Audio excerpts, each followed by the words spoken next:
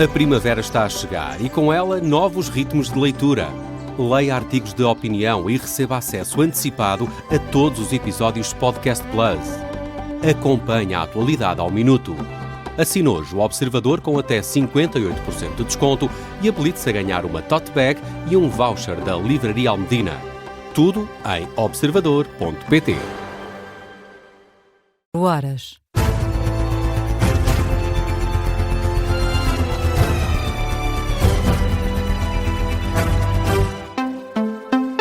As notícias com João Lourenço. Muito boa noite. O Governo volta a reunir-se esta terça-feira com o GT e as quatro confederações patronais sobre as alterações à lei laboral.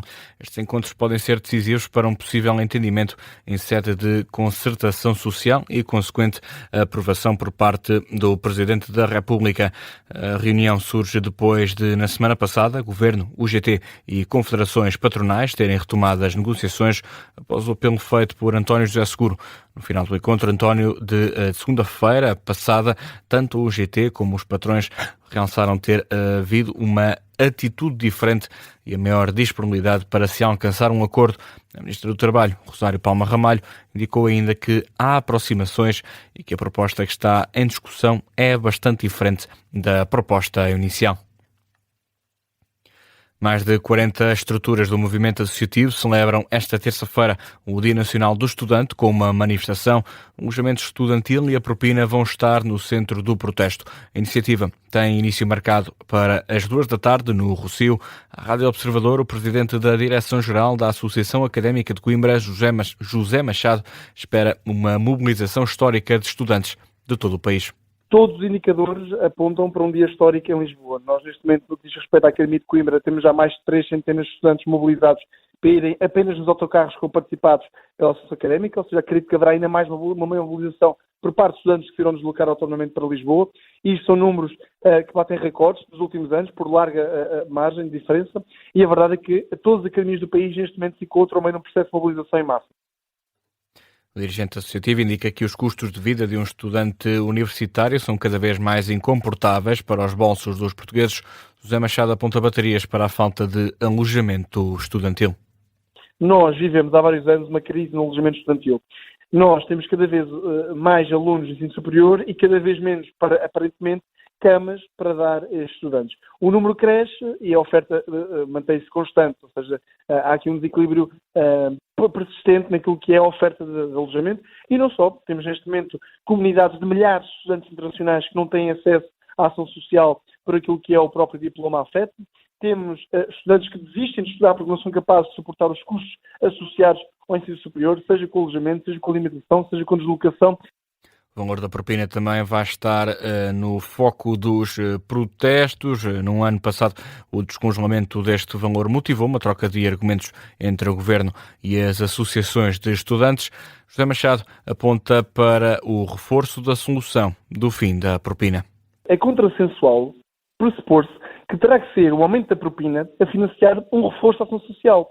Isso é literalmente dizer aos estudantes que será um aumento nos encargos diretos no ensino superior a financiar os seus próprios apoios. Ora, pergunto, em que lógica se enquadra este tipo de raciocínio onde o estudante financia o próprio apoio? Isto é contrassensual. E a verdade é que nós alertámos, não só a tutela como as demais forças políticas e partidárias, de que seria importante, aliás, indispensável, nós conseguirmos não só impedir o descongelamento da propina, como também, naturalmente, pugnar pelo fim da propina. A análise e a antevisão de José Machado, líder da Direção-Geral da Académica de Coimbra, refere que qualquer reforma no ensino superior tem de incluir a visão dos estudantes. Os 4 arguidos detidos na Operação Lumen conhecem esta terça-feira as medidas de coação. Esta operação investiga alegados crimes económicos em contratos para instalação de luzes de Natal. A Polícia Judiciária deteve na terça-feira 4 pessoas suspeitas dos crimes de corrupção ativa e passiva, participação económica em negócio, relacionados com o fornecimento e a instalação de iluminações festivas.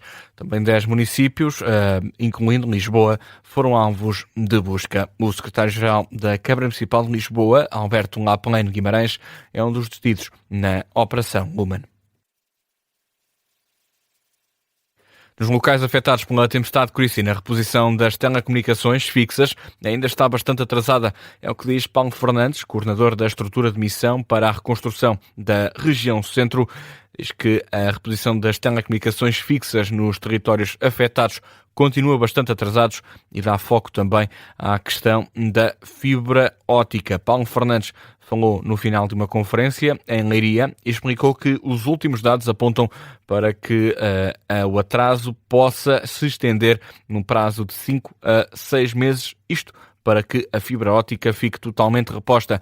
O coordenador da estrutura de missão disse ainda que o abastecimento de energia elétrica aos territórios atingidos está praticamente nos 100%, ou seja, tirando casos pontuais e situações em que decorram avarias no próprio sistema.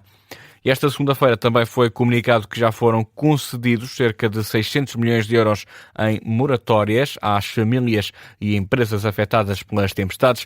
Neste caso, é um número avançado pelo Governador do Banco de Portugal. Também em Leiria, Álvaro Santos Pereira apresentou números que definiu como provisórios. Estamos a falar de contratos para empresas de moratórias, cerca de 2.580 que nós temos já registados, que equivale a cerca de 398,5 milhões de euros. E para as pessoas, portanto, para as famílias, estamos a falar em moratórias que o número de moratórias já pedidas são 2.084, correspondente a 206,3 milhões de euros. Portanto, estamos a falar, no fundo, a nível de moratórias, o que já se pediu e que os bancos já concederam, estamos a falar cerca de 4.600 contratos, um pouco mais, e cerca de 600 milhões de euros. Álvaro Santos Pereira, no encerramento de uma conferência em Leiria sobre economia, riscos e resiliência, o Governador do Banco de Portugal insistiu que o país deve aprender com o passado e adotar uma atitude preventiva e não reativa. Em 2025, Portugal bateu um novo recorde em pedidos de patentes europeias. A Organização Europeia de Patentes registra um total de 368 pedidos, e representa este um aumento homólogo de 6,1%. O EPO Technology Dashboard de 2025 indica que desde 2016 os pedidos de patentes europeias provenientes de Portugal mais que duplicaram e reflete um ecossistema de inovação cada vez mais dinâmico. A tecnologia informática e as áreas relacionadas com a saúde continuam a ser os principais setores de inovação no país. Esta segunda-feira, a agência Reuters procura explicar a origem deste conflito no Médio Oriente. É dito que o primeiro ataque ao Irão foi uma decisão de Donald Trump depois de uma chamada com Benjamin Netanyahu. O início da guerra terá sido o resultado de uma pressão de Netanyahu sobre Donald Trump, é o que diz a agência de notícias, que cita 3 fontes familiarizadas com a chamada. Este telefonema deu-se poucos dias antes do início da guerra do Irão. Martim Madeira. Tudo começou com uma chamada que se deu 48 horas antes do primeiro ataque conjunto entre Israel e os Estados Unidos no Irão. De acordo com a Reuters, tanto o presidente norte-americano como o primeiro-ministro israelita sabiam, através de briefings dos serviços secretos, que naquela semana o Ayatollah Ali Khamenei e os mais altos oficiais iranianos iam estar reunidos nas instalações em Teherão.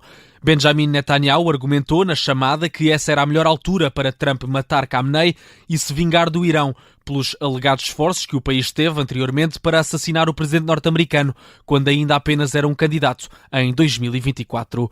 Na altura em que a chamada aconteceu, Trump já tinha aprovado a ideia de os Estados Unidos iniciarem uma operação militar contra o Irão, mas ainda não tinha definido os termos, nem quando, nem em que circunstâncias.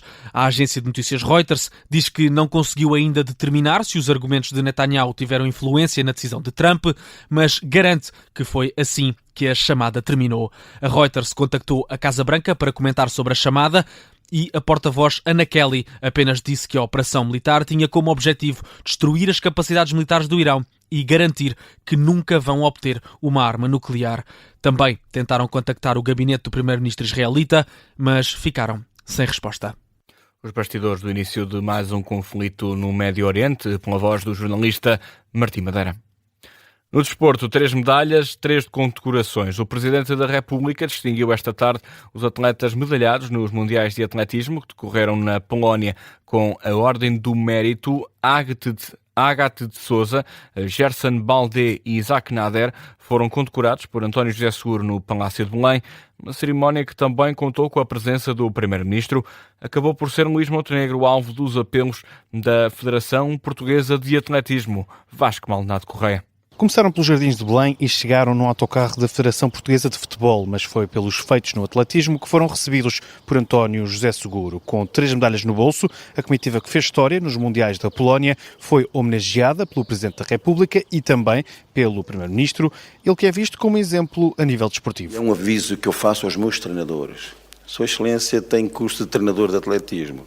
3º grau. De homem do desporto para um montenegro desportista, Domingos Castro, líder da Federação Portuguesa de Atletismo, deixou um apelo. Temos que ter condições para cativar os nossos jovens para que realmente no futuro sejam eles os grandes medalhados. Logo depois, o Presidente da República, num discurso praticamente todo lido, destacou o exemplo da campeã Ágata de Sousa. A determinação e a consistência que demonstrou ao longo da competição são o espelho de uma atleta completa. As origens do campeão Gerson Baldé. Imagino o orgulho da Associação de Atletismo Bela Vista ao ver o seu menino de outrora ser um campeão de agora. E a ambição do medalha de prata Isaac Nader. Ele próprio admitiu a desilusão por não ter chegado ao ouro.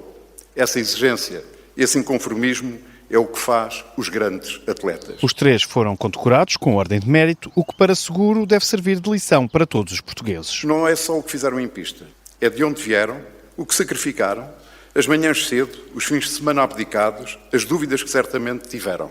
Ninguém chega ao topo do mundo por acidente. Chega ao topo do mundo quem junta talento, trabalho, coragem e determinação. No final, o Primeiro-Ministro ficou a falar com os treinadores e com o Presidente da Federação e o Presidente da República com os atletas. Ao contrário do que acontecia com o antecessor, não houve direito a selfie, mas António José Seguro ainda levantou os olhos do papel para também ele mostrar informalidade. Parabéns, Presidente Domingos Castro. Um atleta, quando eu era pequenino, admirei. Não chegámos a competir os dois, mas cheguei a ir à sua frente numa corrida que organizámos. E cheguei primeiro, claro, ia de carro. Vasco Maldonado Correia a acompanhar a condecoração dos 3 atletas medalhados nos Mundiais da Polónia. António José Seguro espera voltar a receber esta comitiva e com iguais honras depois dos Jogos Olímpicos de Los Angeles em 2028. Tudo dito neste noticiário das 4 da manhã. As notícias na Rádio Observador regressam às 5.